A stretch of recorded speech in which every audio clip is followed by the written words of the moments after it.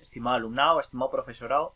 Continuamos en este curso intermedio de métodos de investigación cuantitativa y especialmente en este vídeo vamos a trabajar el tema ya de los análisis multivariantes. Vamos a comenzar estudiando el primer tipo de análisis multivariante. Hasta este momento hemos estado realizando análisis introduciendo como un máximo dos variables, de ahí viene el nombre de bivariados, y en este caso vamos a comenzar ya con el primer análisis introduciendo más de dos variables, un análisis ya multivariado.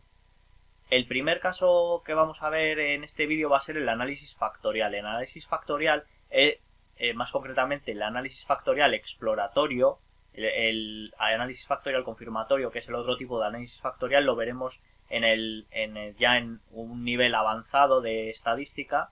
Y en este vídeo concretamente vamos a ver el análisis factorial exploratorio. El análisis factorial exploratorio es un tipo de análisis que se realiza comúnmente en investigaciones cuantitativas, pues, especialmente en aquellas que se emplean escalas, pues precisamente es una manera muy buena de conocer cómo se agrupan unos determinados ítems o unas determinadas preguntas.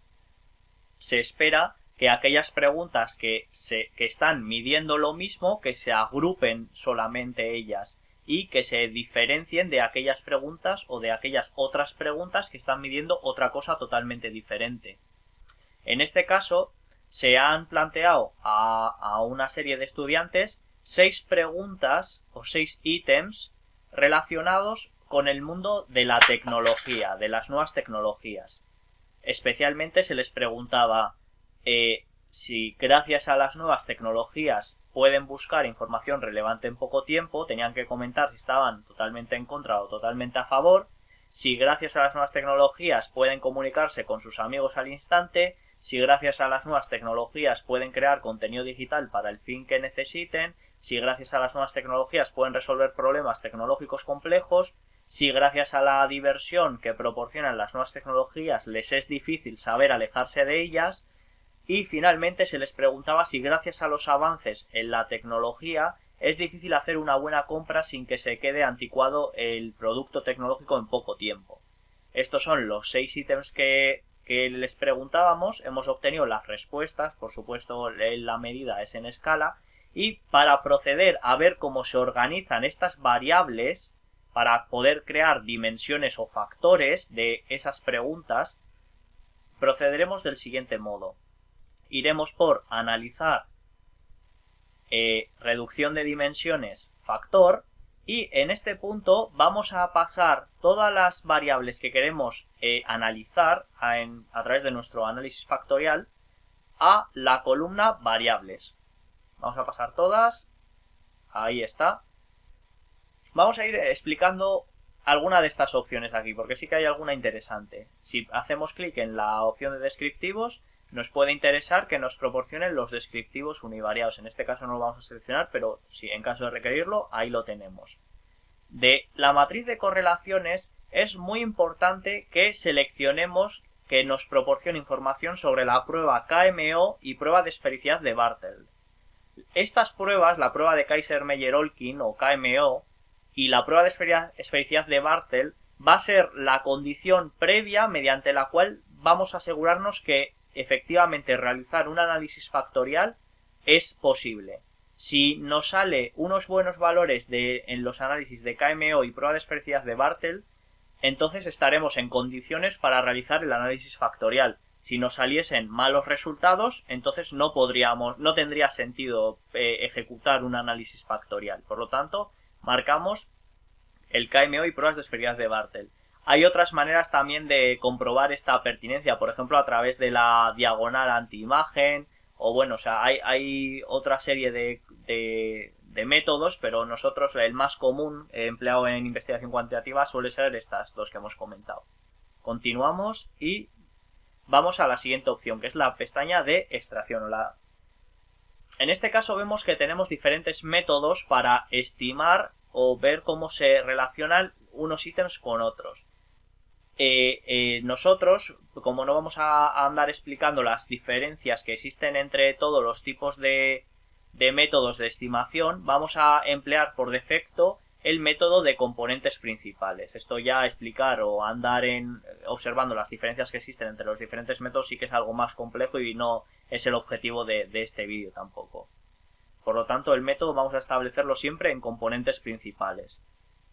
Lo que sí que es interesante es esta parte de aquí abajo, o el grupo de extraer. Una vez que tenemos nuestro cuestionario listo, tenemos dos opciones. Podemos extraer dimensiones con autovalores mayores que un determinado valor.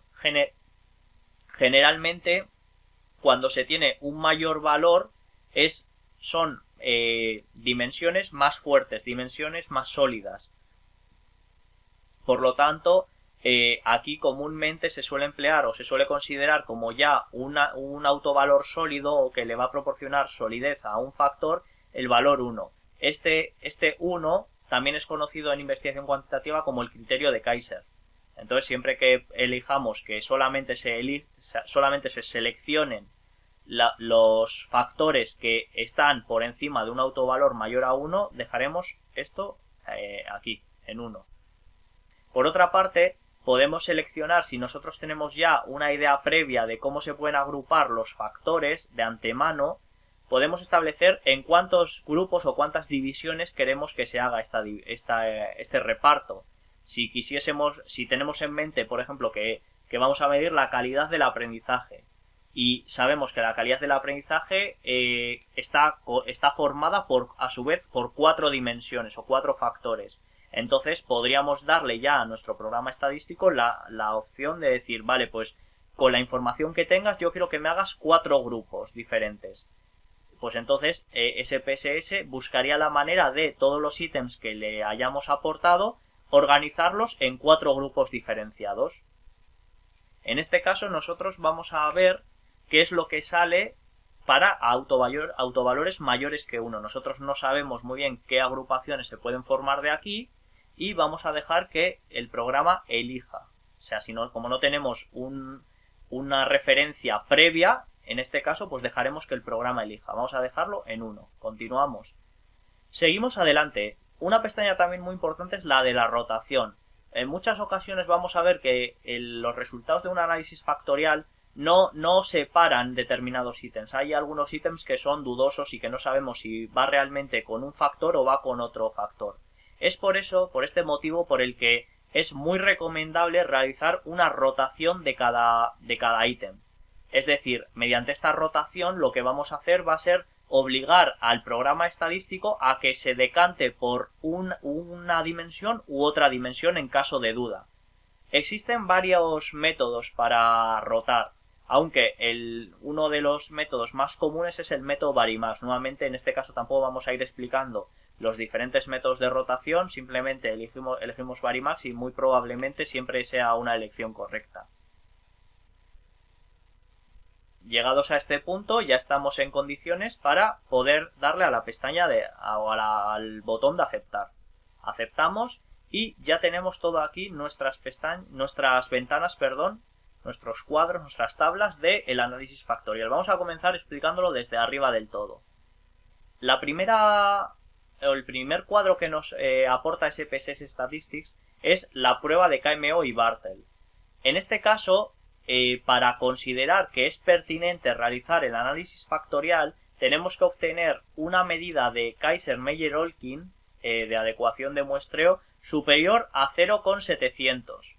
En este caso, como esta medida está por encima de 0,700, es 0,791, podríamos decir que de momento vamos bien encaminados para poder ejecutar el análisis factorial. Insistimos en que en aquellos casos en los que esta medida sea más baja de 0,700 no sería recomendable ejecutar un análisis factorial. La segunda prueba para comprobar que efectivamente podemos realizar un análisis factorial exploratorio es la prueba de esfericidad de Bartel. En este caso necesitamos que esta prueba de esfericidad de Bartel sea una prueba estadísticamente significativa. Y en este caso, efectivamente, es una prueba estadísticamente significativa como apunta este valor de significancia, que es 0,000. Como es un valor por debajo de 0,05, diremos que en este caso sí que es pertinente realizar un análisis factorial. Así que podemos proceder analizando las siguientes tablas.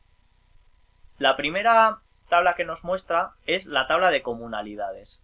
La tabla de comunalidades lo que nos va a aportar es información sobre la capacidad de explicatoria que tiene una determinada variable en el total del modelo.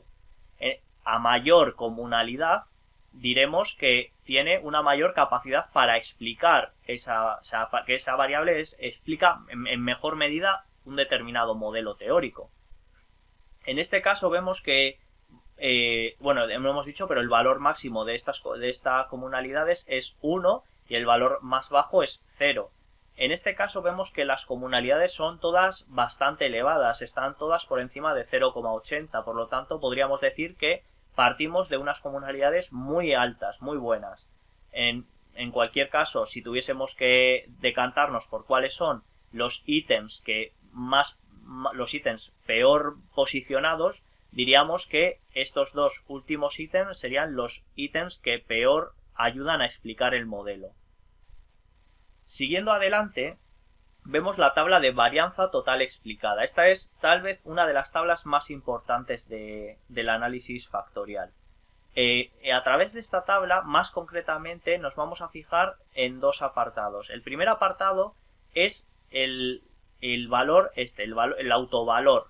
Recordamos que hemos puesto que nos analice los factores o los autovalores, perdón, que estén por encima de 1. Pues si vemos, el corte nos lo ha hecho en este punto. Vemos que ya a partir de entre el componente 2 y el componente 3 no nos ha aportado información más hacia abajo. Eso es porque hemos puesto el punto de corte en el 1. Es decir, cuando hablamos de componentes hablamos también de factores. Componente, factor y dimensión son sinónimos. En este caso tenemos dos factores, dos dimensiones o dos componentes estadísticamente significativos y que están contribuyendo efectivamente a formar el modelo. Por lo tanto, vemos que el primer factor, el componente 1, explica un total del 56% de la varianza.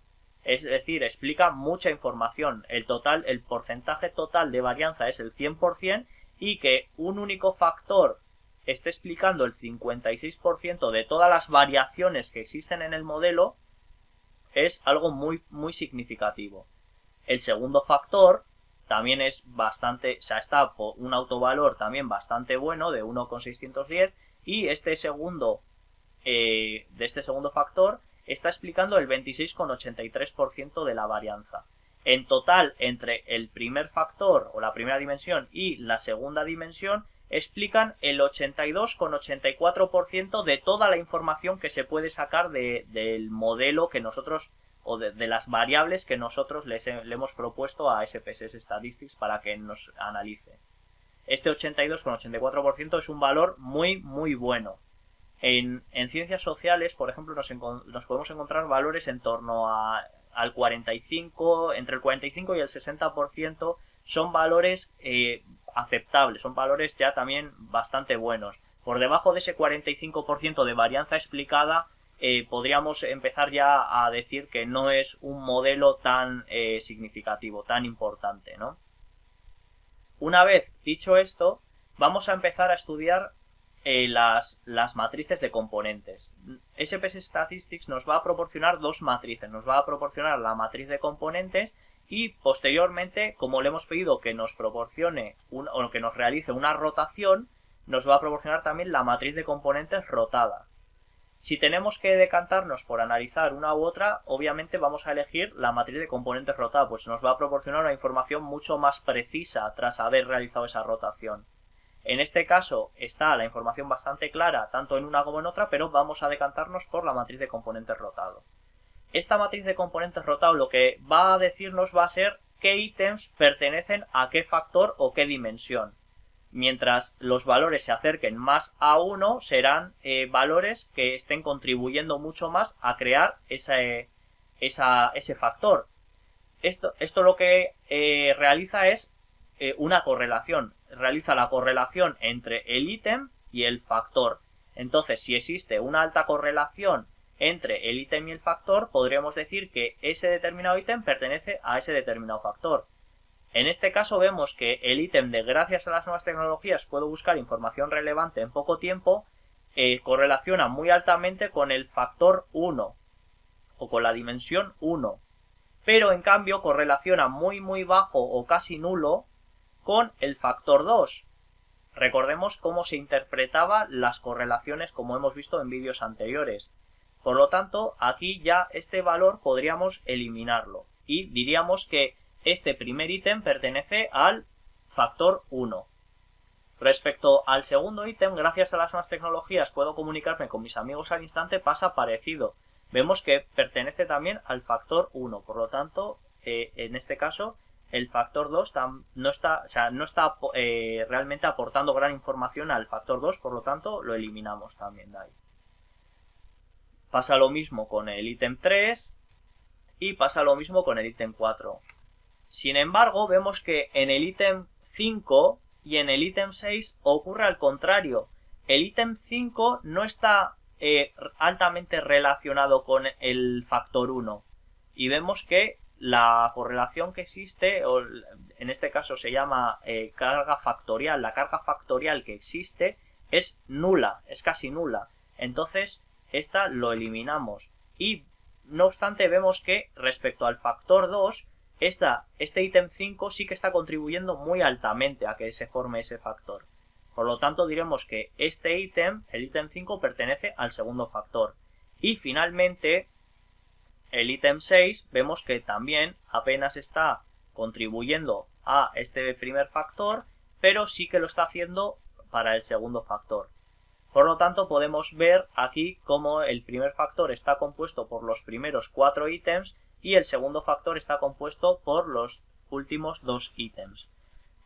¿Cuál es el número de ítems adecuado para cada factor? Pues bueno, en este caso no existe un número preciso, pero sí que se recomienda que cada factor esté compuesto de unos 5 ítems. Habrá factores que obtengan valores de fiabilidad y estén mejor formados, pero en cualquier caso, en torno a unos 5 ítems por factor, ese sería un número bastante bueno, especialmente para asegurarnos esa fiabilidad de la que hablamos.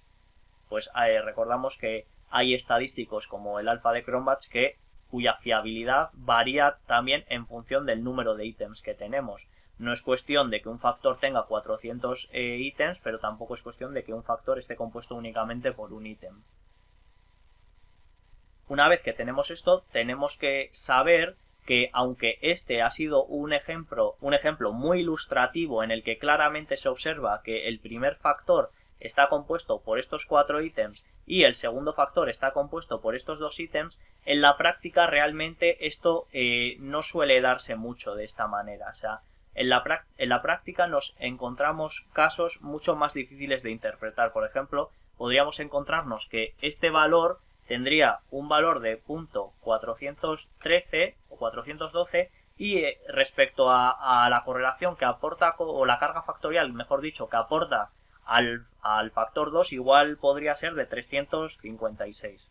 Vamos a ponerle.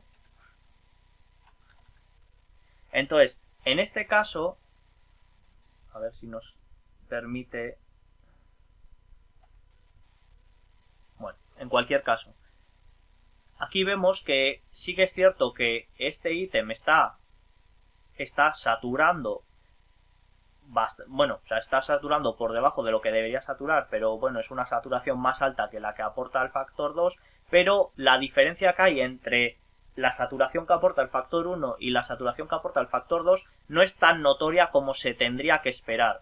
Tendremos que recordar que cuando ocurren estos casos en los que las diferencias no son tan notorias entre un ítem y otro, o sea, entre un factor y otro, perdón, esto nos está apuntando a que existen problemas de discriminación.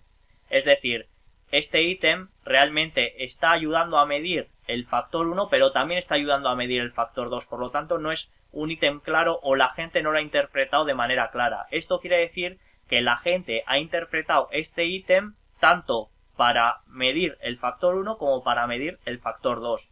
¿Cómo se puede arreglar esto? Pues una de las maneras más recomendables para corregir esto es replantearse el ítem, es decir, volver a modificarlo teniendo en cuenta qué es lo que se espera que mida.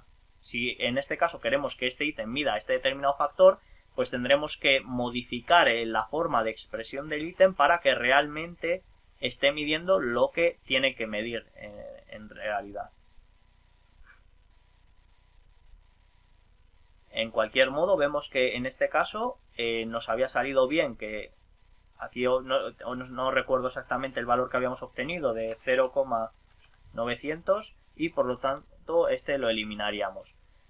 ¿Cuál es el último paso final una vez que hemos realizado este análisis factorial? Pues simplemente tenemos que ponerle nombre a cada uno de los factores o dimensiones que hemos creado. Aquí vemos que estos 4 ítems están ayudando a formar el factor 1. Si nos damos cuenta, la redacción dice: gracias a las nuevas tecnologías puedo buscar información relevante en poco tiempo. Gracias a las nuevas tecnologías puedo comunicarme con mis amigos al instante. Gracias a las nuevas tecnologías puedo crear contenido digital para el fin que necesite. Gracias a las nuevas tecnologías puedo resolver problemas tecnológicos complejos. Esto realmente lo que está midiendo podríamos decir que son los beneficios o las partes positivas que nos ayudan o a las que nos está ayudando la tecnología. Por lo tanto, podríamos entender que el factor 1, que es un factor imaginario, es un factor que no se puede tocar, estaría ayudando a medir los beneficios de la tecnología. El factor, desde luego, que estaría puesto a nuestro nombre, tendríamos que inventarlo a nuestro nombre como considerásemos. Especialmente esto se suele realizar estudiando la teoría, viendo qué es lo que dice la teoría, para que el nombre de las dimensiones vayan acorde. Pero en aquellos campos en los que se realizan investigaciones nuevas, obviamente el nombre de los factores es de elaboración propia. En este caso ya decimos que estos 4 ítems están midiendo lo mismo, están midiendo los beneficios de la tecnología. Por lo tanto, si tuviésemos que decir muy gráficamente, diríamos beneficios de la tecnología. Esto estaría compuesto por los 4 ítems que hemos dicho: el ítem 1, el ítem 2, el ítem 3 y finalmente el ítem 4. Pasaría lo mismo con el segundo factor y los otros 2 ítems. Este factor estaría compuesto por estos 4 ítems. En el segundo caso vemos que el factor 2 está compuesto por el ítem 5 y por el ítem 6. Estos ítems dicen: gracias a la diversión que proporcionan las nuevas tecnologías es difícil saber alejarse de ellas, y gracias a los avances en la tecnología es difícil hacer una buena compra sin que se quede anticuado en poco tiempo. Realmente estos 2 ítems están midiendo algo parecido a las dificultades o adversidades, adversidades que nos podemos encontrar a la hora de emplear la tecnología, ¿no? Pues una puede ser como lo difícil que es alejarse de ella, y otra puede ser lo difícil que es realizar una buena compra sin que se quede anticuado en poco tiempo el dispositivo. Entonces, eso está midiendo dificultades, adversidades, desventajas de la tecnología, ¿sí? Esto es otro grupo de ítems totalmente diferente a lo que está midiendo este grupo de ítems. Por lo tanto, vemos claramente el factor 1, beneficios de la tecnología, y el factor 2, desventajas o dificultades o adversidades del uso de la tecnología. Respecto al análisis factorial exploratorio, esto ha sido todo. Esperemos que esta información haya sido de utilidad y, como siempre, nos vemos dentro de muy poco en Learn to Research. Un abrazo.